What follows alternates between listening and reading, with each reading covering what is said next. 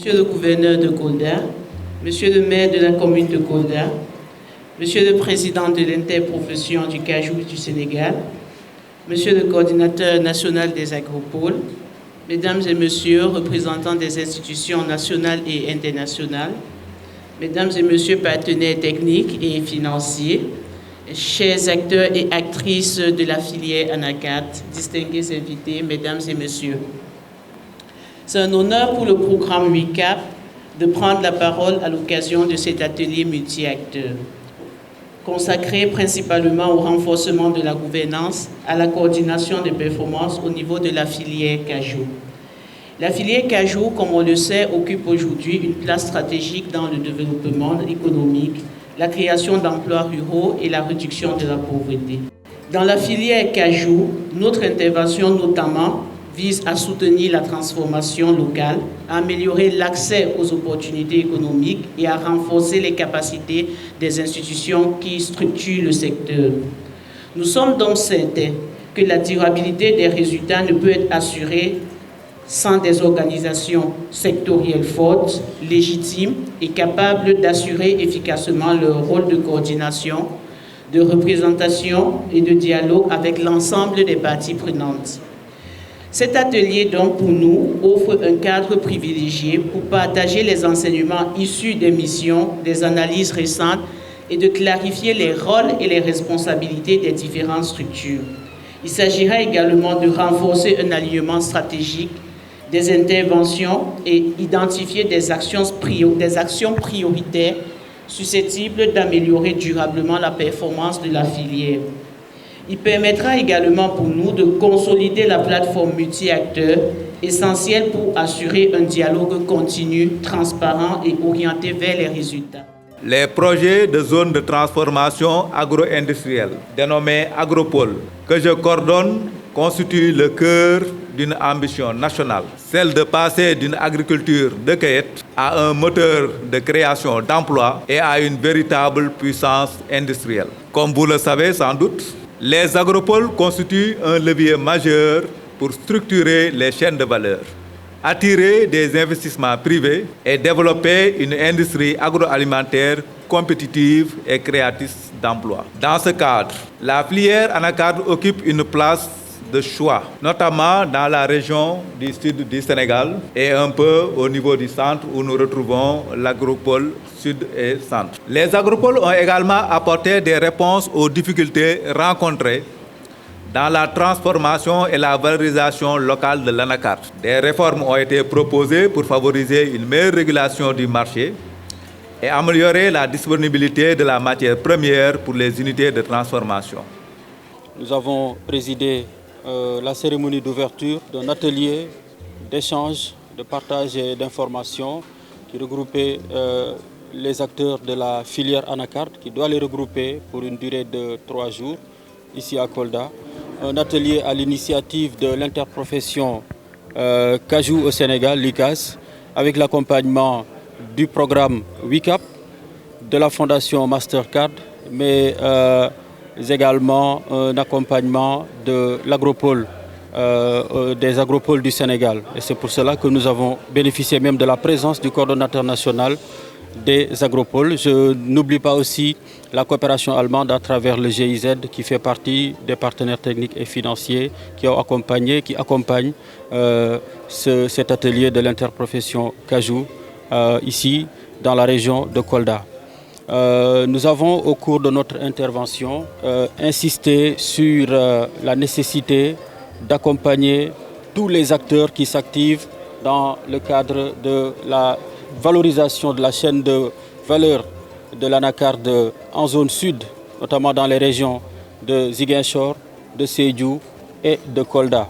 L'objectif était donc de lancer ces travaux-là qui permettront pendant 3 jours à tous les professionnels, à tous les acteurs, à la société civile, à tous ceux qui de près ou de loin sont concernés par la filière Anacat, de pouvoir échanger sur les voies et moyens d'en faire aujourd'hui une véritable filière porteuse de développement territorial au Sénégal.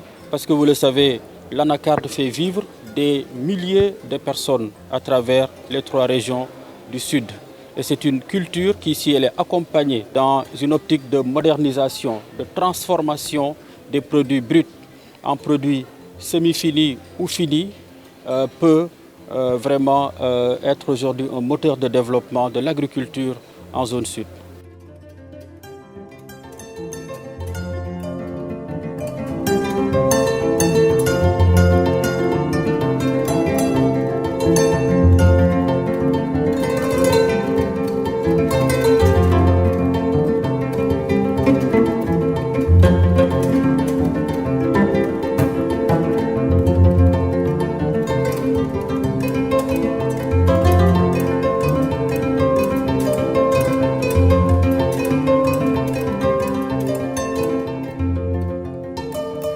Cet atelier porte un fruit très important pour harmoniser les interventions au sein de la filière et pouvoir décliner une feuille de route et un plan d'action qui permettrait de pouvoir mieux faire fonctionner cette interprofession de la filière anacarde du Sénégal. Cette attente, elle est énorme et nous espérons que tout ce qui a été arrêté ici sera appliqué parce que le plan d'action a été déjà mis en place et que nous allons entrer dans le processus de fonctionnement réel de la filière anacarde. Ce qui est intéressant, c'est qu'on a mis à plat toutes les questions. Et vous avez vu que c'est un vrai brainstorming. Chacun a eu en tout cas la possibilité de revoir ce qui a été fait, de se repositionner et d'un commun accord, je crois que les questions ont été adressées à qui de droit pour que le suivi, donc, en tout cas, l'opérationnalité en tout cas puisse être suivie de façon très claire. Les parties prenantes ont fait le travail qu'il fallait. Actuellement, l'ensemble des structures concernées au niveau du ministère de l'Industrie et du Commerce sont présentes. C'est notamment l'organe de régulation du système de récépissé d'entrepôt, c'est l'Agence de régulation des marchés, c'est l'IMOCIR, c'est l'ITEA, c'est l'ACEPEX, c'est le bureau de mise à niveau. Toutes ces structures sont présentes pour faire avancer le travail en relation avec ICAS et en relation avec FNDAPS, qui représente le ministère de l'Agriculture, de la souveraineté alimentaire et de l'élevage. Donc, personnellement, j'ai une bonne opinion, non seulement sur le déroulé, mais sur la suite donc, de cet atelier. Donc, nos impressions sont surtout bonnes. Je remercie personnellement l'Agropole Sud à travers son coordonnateur, M. Ousseynou Kanaté. Je remercie aussi le coordonnateur national des agropoles, donc M. Babou Dramé, donc, qui nous ont permis vraiment d'être dans des conditions les meilleures pour faire un travail qui nous est demandé depuis Dakar. Et ce travail-là est en train d'être bien mené donc, par l'ensemble des structures du ministère de l'Industrie et du Commerce. Donc, au nom de toutes ces structures, donc, je remercie personnellement l'Agropole Sud. À l'issue de ces 3 journées, nous avons vraiment un sentiment de satisfaction parce que tous les acteurs sont mis d'accord autour d'une charte qui permettra vraiment à réaliser ce vœu des acteurs. Ce vœu de rendre vraiment fonctionnel leur secrétariat exécutif, mais ce vœu de rendre aussi fonctionnel le Conseil national consultatif du CASO. Donc aujourd'hui, ce que nous pouvons dire, il est temps de passer le discours et mettre maintenant à l'action. Et je pense qu'à l'issue de cette rencontre, toutes les actions peuvent nous permettre à réaliser ce vœu. Et nous pensons que les autorités, les partenaires, les projets et programmes, qu'il faudra vraiment remercier. Il faut vraiment reconnaître vraiment l'implication de l'Agropole pour l'organisation de cet atelier. Je pense que l'Agropole, depuis son événement, est en train de faire beaucoup de choses pour accompagner la filière à CASO, mais cet atelier vient confirmer le leadership que l'Agropole a au sein des acteurs qui accompagnent la filière. Et c'est une occasion pour nous aussi de remercier le WICAP qui a co-organisé cet atelier avec l'Agropole et tous les autres partenaires, que ce soit FNDAPS, ORS, GIZ, ZZ Invest for Jobs, ZZ Move, que ce soit le système de récépissé d'entrepôt, que ce soit le PACAS, le FNDAPS, l'ISRA, ITEA, tous ces directeurs ont fait le déplacement pour être à nos côtés, pour rendre cette filière compétitive et que la transformation soit une réalité.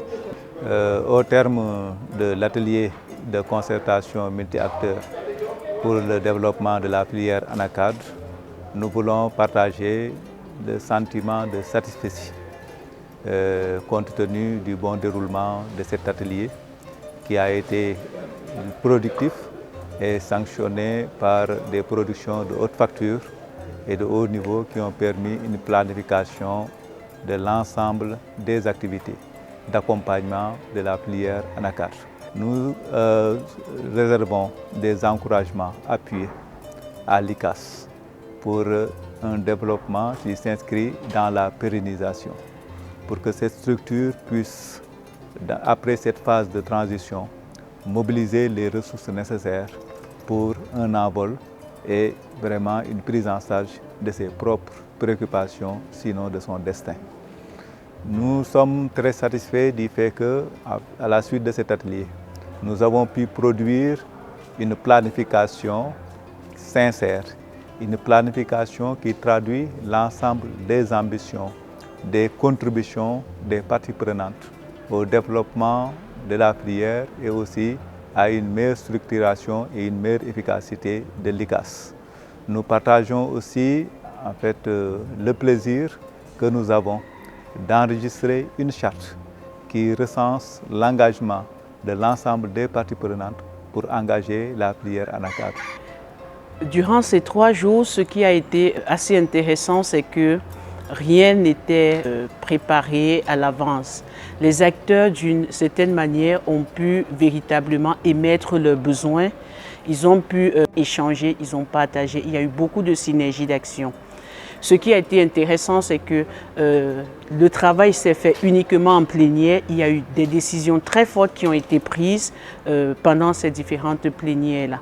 À la fin, justement, cette charte d'engagement est vraiment ce qui rendra opérationnelle la synergie et la mise en œuvre des activités. Je crois qu'on est sorti quand même de cet atelier-là avec des enseignements riches. On est sorti avec cette charte qui représente l'engagement des acteurs. On est sorti avec cette plateforme qui va pouvoir se déployer dans les prochains jours. On est sorti également de là avec la certitude que pour la suite, nous aurons des activités fortes, nous avons des acteurs qui sont prêts à s'y mettre et nous espérons justement que toute cette participation active-là pourra véritablement tenir ses promesses dans la réalisation même des activités. Parce qu'aujourd'hui, on est à cette étape de planification, on est à cette étape d'engagement des acteurs, mais au-delà, il faut la réalisation. Et l'impression que l'atelier a donnée, c'est que cette réalisation-là sera véritablement effective. Donc, un grand merci à ses partenaires. Un grand merci aux DG, aux différents DG qui ont fait le déplacement. Merci également au niveau du gouverneur et au niveau du maire qui ont pu honorer de leur présence à la cérémonie d'ouverture. Ce qu'on pourrait dire maintenant, c'est qu'il faudrait que ICAS, l'interprofession, puisse véritablement prendre les choses en main et se positionner de manière active.